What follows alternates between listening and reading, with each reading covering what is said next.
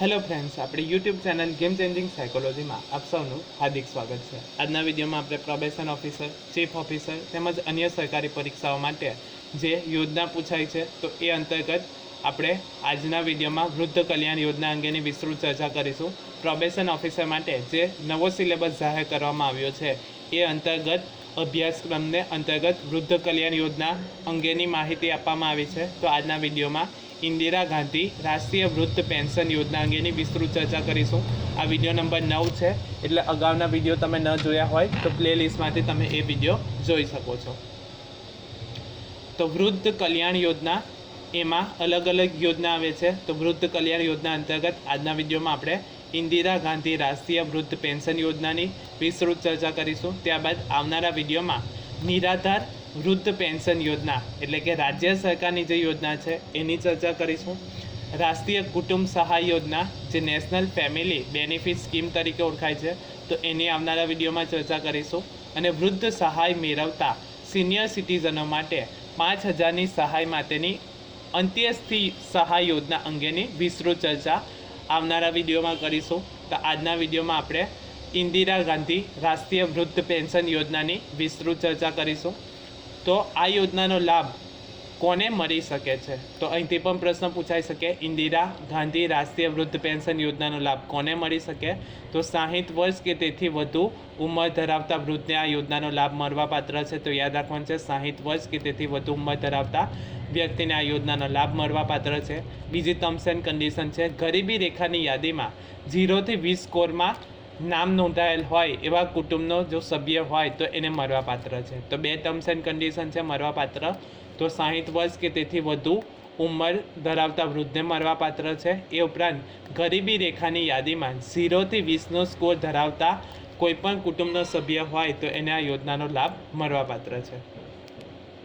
त्यारबाद छे अरजी आपवानुं स्थळ। तो संबंधित जिल्ला तथा तालुकाना जनसेवा केन्द्र, मामलतदार कचेरी अथवा ग्राम्य कक्षाए ग्राम पंचायत थी ऑनलाइन अरजी करी शकाय छे। तो याद राखवानुं छे संबंधित जे ते जिल्ला में होय तो जिल्ला अथवा तो तालुकाना जनसेवा केन्द्र, मामलतदार कचेरी अथवा तो ग्राम्य कक्षाए ग्राम पंचायत थी ऑनलाइन अरजी करी शकाय छे, जेनी वेबसाइट है http://www.digitalgujarat.government.in परथी अरजी करी शकाय छे। त्यारबाद छे अरजीपत्रक साथे जोड़वाना दस्तावेजों। तो उमरनुं प्रमाणपत्र अथवा शाळा छोड़वानुं प्रमाणपत्र एटले के LC।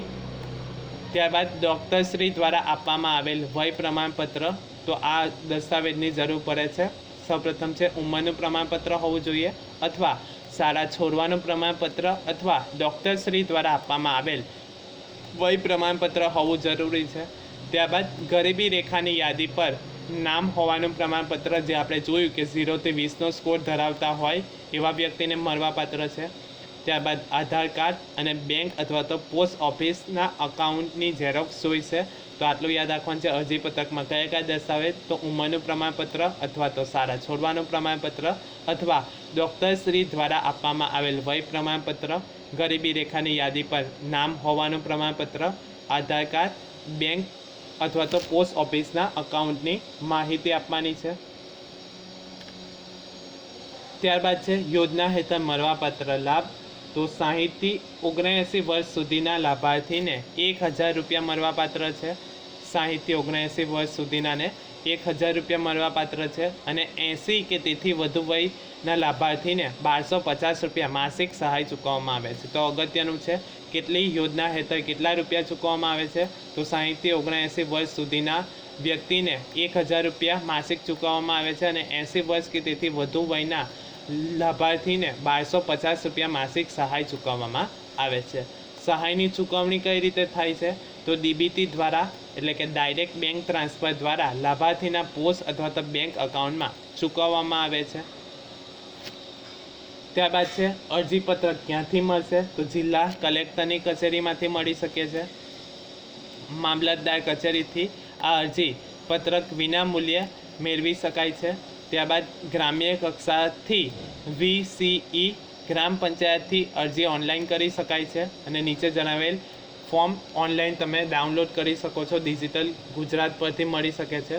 મંજૂર અથવા તો ના મંજૂર કરવાની સત્તા મામલતદારને સોંપવામાં આવી છે. તો આ અગત્યનું છે કે અરજી મંજૂર કરવી અથવા તો ના મંજૂર કરવાની સત્તા કોને આપવામાં આવેલી છે. તો મામલતદારને જે તે અરજીને મંજૂર કરવી અથવા તો ના મંજૂર કરવાની સત્તા મામલતદારને આપવામાં આવી છે. યોજનાનું અમલીકરણ તો સંબંધિત મામલતદાર કચેરીથી થાય છે. અરજી ના મંજૂર થતાં અપીલ અરજી અંગેની માહિતી કઈ રીતે કરી શકાય. તો ના મંજૂર કરવામાં આવેલ અરજી અંગે 60 દિવસની અંદર પ્રાંત અધિકારીશ્રીને અપીલ અરજી કરવાની હોય છે. એટલે કે જો અરજી ના મંજૂર મામલતદાર કરે તો એવા કિસ્સામાં અરજી ના મંજૂર કરવામાં આવેલ અરજી અંગે 60 દિવસની અંદર પ્રાંત અધિકારીશ્રીને અપીલ કરવાની છે. તો એ જોગવાઈ પણ કરવામાં આવી છે. સહાય ક્યારે બંધ થાય. તો સહાય બે રીતે બંધ થઈ શકે છે. એક તો લાભાર્થીનું નામ 0 થી 20ની BPL યાદીમાંથી દૂર થઈ જાય તો, અથવા તો લાભાર્થીનું અવસાન થવાથી આ સહાય બંધ થઈ જાય છે. તો બે રીતે સહાય બંધ થાય. એક BPLમાં જે 0 થી 20નો સ્કોર હોય તો એમાંથી એનું નામ દૂર થઈ જાય, અથવા તો લાભાર્થીનું અવસાન થાય તો એવા કિસ્સામાં આ યોજનાનો લાભ બંધ થઈ જાય છે. તો આજના વિડીયોમાં આપણે જે યોજના જોઈ એ અંતર્ગત ઇન્દિરા ગાંધી રાષ્ટ્રીય વૃદ્ધ પેન્શન યોજના અંગેની માહિતી મેળવી. તો યોજનાનો લાભ કોને મળી શકે. તો 60 વર્ષ કે તેથી વધુ ઉંમરના વૃદ્ધને મળી શકે છે. બીજી ટર્મ્સ એન્ડ કન્ડિશન છે, ગરીબી રેખાની યાદીમાં 0 થી 20નો સ્કોર હોય તો એવા કુટુંબના સભ્યને આ યોજનાનો લાભ મળવાપાત્ર છે. અરજી ક્યાં કરવાની છે. તો સંબંધિત જિલ્લા અથવા તો તાલુકાના જનસેવા કેન્દ્ર પરથી મામલતદાર કચેરી અથવા તો ગ્રામ્ય કક્ષાએ ગ્રામ્ય પંચાયતથી ઓનલાઈન અરજી કરી શકાય છે. અરજીપત્રક સાથે જોડવાના દસ્તાવેજ તો ઉંમરનું પ્રમાણપત્ર હોવું જોઈએ, અથવા LC એટલે કે શાળા છોડવાનું પ્રમાણપત્ર, અથવા ડૉક્ટરશ્રી દ્વારા આપવામાં આવેલ વય પ્રમાણપત્ર હોવું જરૂરી છે. ત્યારબાદ ગરીબી રેખાની યાદી પર નામ હોય એવું પ્રમાણપત્ર, આધાર કાર્ડ અને બેંક અથવા તો પોસ્ટ ઓફિસના અકાઉન્ટની માહિતી આપવાની છે. યોજના હેઠળ મળવાપાત્ર લાભ કેટલો છે. તો આ અગત્યનું છે. 60 થી 79 વર્ષ સુધીના લાભાર્થીને માસિક 1000 રૂપિયા ચૂકવવામાં આવે છે, અને 80 વર્ષ કે તેથી વધુ વયના લાભાર્થીને 1250 રૂપિયા માસિક ચૂકવવામાં આવે છે. સહાયની ચૂકવણી કઈ રીતે થાય છે. તો DBT મોડથી એટલે કે ડાયરેક્ટ બેંક ટ્રાન્સફર કરવામાં આવે છે. અરજીપત્રક ક્યાંથી મળશે. તો જિલ્લા કચેરી, કલેક્ટર કચેરીથી, મામલતદાર કચેરીથી વિનામૂલ્યે મળવાપાત્ર છે. તેમજ ગ્રામ્ય કક્ષાએ VCE ગ્રામ પંચાયતથી ઓનલાઈન અરજી કરી શકાય છે.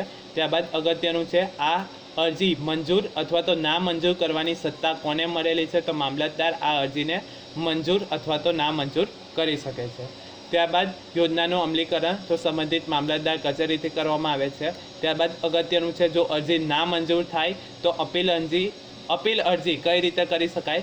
તો અરજી ના મંજૂર કરવામાં આવેલ અરજી અંગે 60 દિવસની અંદર કોને કરવાની રહેશે. તો પ્રાંત અધિકારીશ્રીને આ અપીલ કરવાની રહેશે. અને સહાય ક્યારે બંધ થાય. તો લાભાર્થીનું નામ 0 થી 20 BPL યાદીમાંથી સ્કોર જે આપણે જોયો તો 0 થી 20ની સ્કોરમાંથી એનું નામ દૂર થાય તો એને મળવાપાત્ર થતી નથી, અને લાભાર્થીનું અવસાન થાય તો આ સહાય બંધ થઈ જાય છે. આશા રાખું છું કે તમને આ વિડીયોમાં સમજ પડી ગઈ હશે, અને જો તમને આ વિડીયો પસંદ પડી હોય તો વધુમાં વધુ લાઇક કરો, શેર કરો અને અમારી ચેનલને સબસ્ક્રાઈબ કરો. Thank you.